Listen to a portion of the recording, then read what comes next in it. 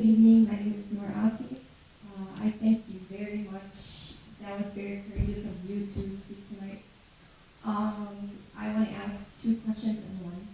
The first one is, how do you think Islamophobia is directly or indirectly related to the Palestinian Qadiyya al-Syria? The second question is, how do you think the strength and the weakness of the Middle East is directed to the success or to the resolution of the Qadiyya al-Syria? Very good questions. Very good questions. In fact, our worst enemies, which is to say the bigots, the white supremacists, are also the worst anti-Semites. The Islamophobes are also the anti-Semites. And the irony is that Israel and its friends in the United States have allied themselves with people who at heart are anti-Semites. And so the Islamophobia, which is a big tool against Arab Americans, Muslim Americans, and the Palestine issue, is being wielded by the same people. So ironically, that means we sort of have the same group of people as our opponents. But that also means that there's a potential coalition against them, because these people are racists, these people are bigots, these people are white supremacists, and there's a huge number of people in the United States, an overwhelming majority, who don't approve of those values. The Democratic Party is the majority party in the United States. Total the votes for Democrats in 2018 in Congress, and total the vote of Republicans. They only got 30-something more seats. They had millions more votes. Look at Clinton, the most unpopular candidate in my memory. She got almost 3 million more votes than this buffoon who's now president. Okay? The Democrats are the majority party. The majority of Americans don't accept the values of bigotry and Islamophobia and racism and anti-Semitism, which is what Trump really stands for.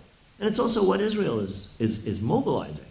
So it's one battle. And that means we have multiple allies if we are smart enough to understand it's not just about us. It's about a much larger us, which includes African Americans and Latina Americans and so on and so forth. Women, I mean, there's a huge coalition out there, potentially. And we have to mobilize it. The problems in the Arab world are part of our problems. One reason that the Palestine question is in such a low situation is because of the miserable situation of the Arab world. I could give you a whole lecture on this. I think that the democratic movements that were crushed by Arab reaction and external forces in 2011, 2012, that democratic current is still there. You can see it in the Sudan, you can see it in Iraq, you see it in Algeria, you see it in Lebanon. And ultimately that current is our ally. Ally of young people, ally of people who want liberation, ally of people who want the Palestine question to be resolved on the basis of justice. But that's going to take time. I mean, I'm not going to lie to you and tell you democracy is going to be easy to achieve. The Arab world is a black hole where democracy is concerned. Other regions of the world have moved from communism or authoritarianism or dictatorship to some kind of democracy. Most other regions, not the Arab world. And there are reasons for that. There are structural reasons for that. Among them, the fact the United States has not supported democracy ever in the entire history of its involvement in the Arab world. And it's the hegemonic power. But there are many other reasons. Oil is another reason. And there are many others. My name is Yusuf Barakat. I'm 84 years old. Are you there? Over there? Okay. Sorry, I didn't see you. Tfadal. I'm 84 years old and I have young ideas. I was born in Haifa, Palestine in 1935. I was displaced from my home when I was 12 years old, and I've been in Michigan 72 years. In 1970, I was elected Oakland County Commissioner here in Oakland County. In 1972, I ran for the U.S. Congress, and I was within 1% of becoming a congressman. I tell that story on a TV program.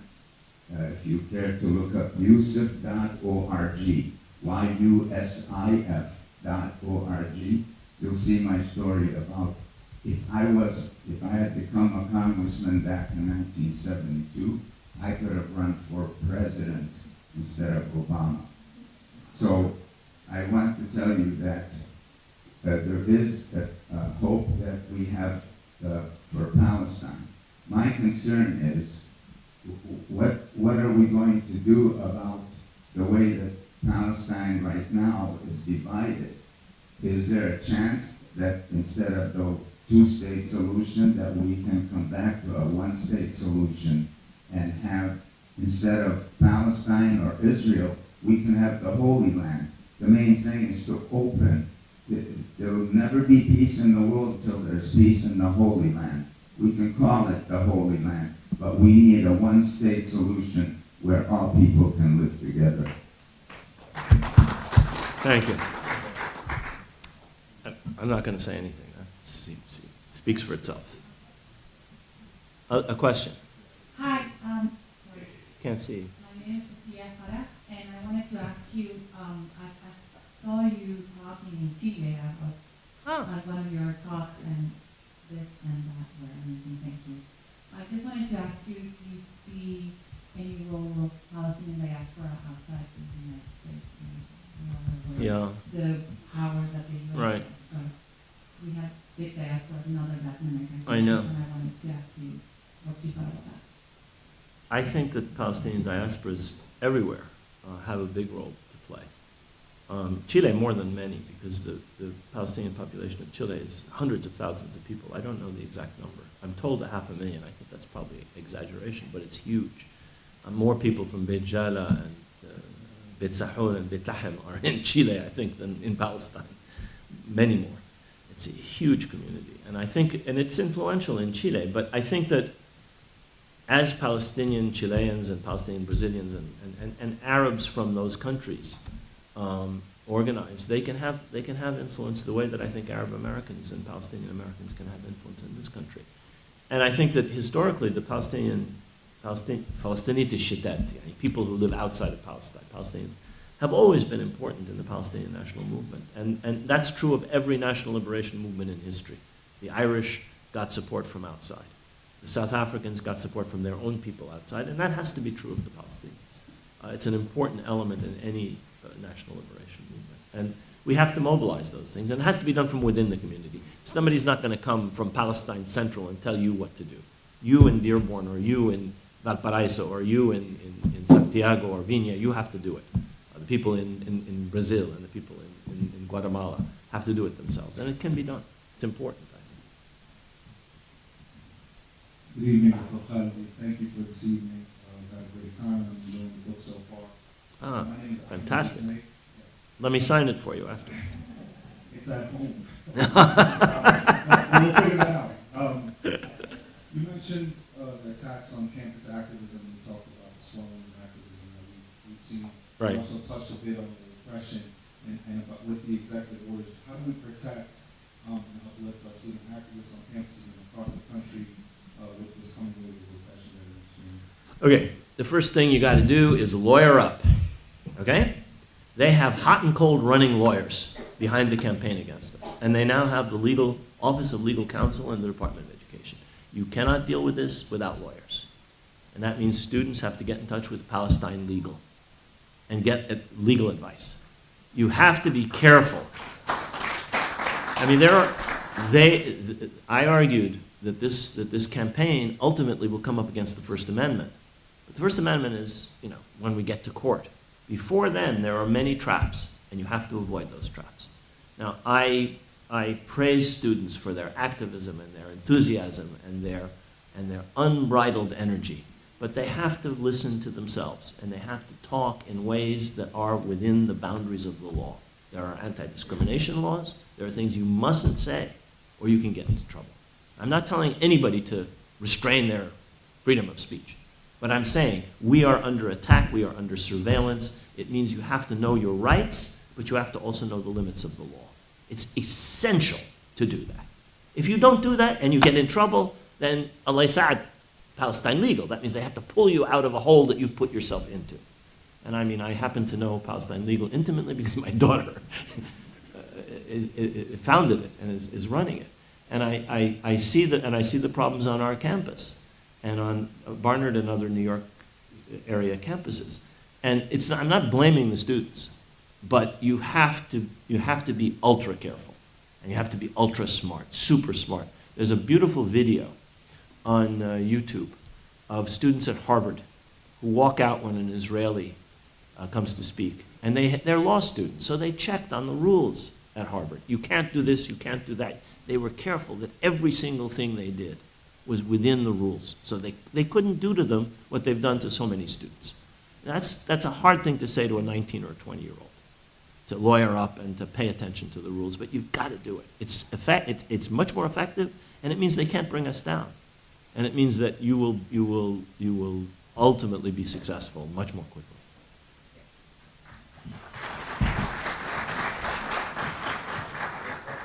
We will have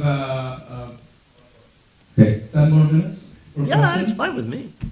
I just have to drive home. We have to drive home through the snow, that's all, to get back to Ann Arbor.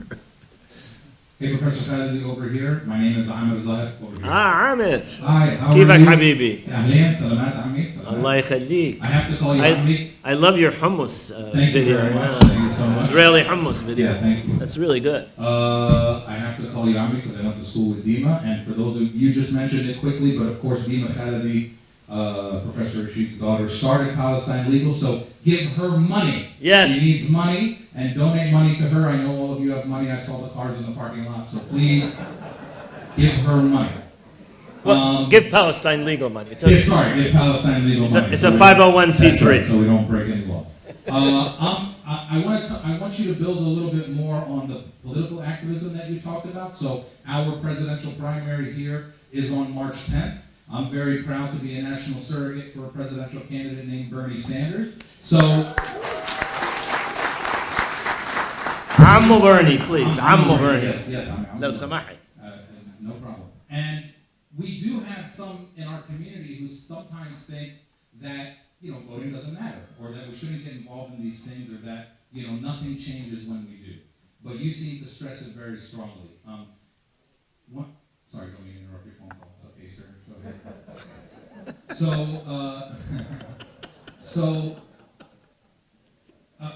We have such a responsibility, and as you said, Michigan is the center of Arab America, and we really are the heartbeat of Arab America. So can you again, please, stress to everybody your views on voting, getting out there and voting, and are you interested in encouraging anybody to vote for a particular presidential candidate this evening? I mean, you have to vote for Bernie. You have to vote for Bernie. Did you hear that? Okay. I mean, it's a national duty. It's an American national duty, and it's an Arab American national duty, and it's an Arab national duty, and it's a Palestinian national duty. And if you don't do it, and I say this for several reasons. First of all, not just because of his position on Palestine. His position on everything else is so much more sensible than almost any other candidate. The others are just mouthing slogans. He's talking about stuff that's, I think, in many cases, very sensible. I disagree with a couple of things he says, but you've got to vote for him. But to just speak to the issue of political activism, I don't only believe in electoral politics. I think campus politics, I think other kinds of politics are very important. And campus politics is worrying them more than anything else, which means that it's a vulnerability, which means it's something we should exploit. So I personally spend a lot more time on campus politics, I'm a professor, I don't get out in the street with a sign, but advising students and helping with campus politics. But there are opportunities today in national politics I've never seen before. The gentleman over here ran for Congress in 1972. I just got a call the other day from Jim Abu Razak. There are some Arab Americans who heroically were involved in politics back in the day. But I think the opportunities today are more and bigger and broader. And not just because of Arab Americans, because of the possibility to ally with other people who basically have the same interests that we do. This is something that's hard for us to get out of our community. I mean, to organize our community in the first place is hard, but then to get out of our community and ally with other people who are not exactly the same as us, but have some of the same interests. That's how the mayor of Patterson got elected. And that's how Rashida will be reelected. She's going to have to reach out beyond the Arab American, which is, I think, a third of her district only, the Arab population. Yeah, less. She said less than a third. You're right, actually. But there are possibilities for that weren't there in the past. So I very strongly urge you, learn about the political process, register to vote. If you haven't registered, there's no point. And you have to register as a Democrat.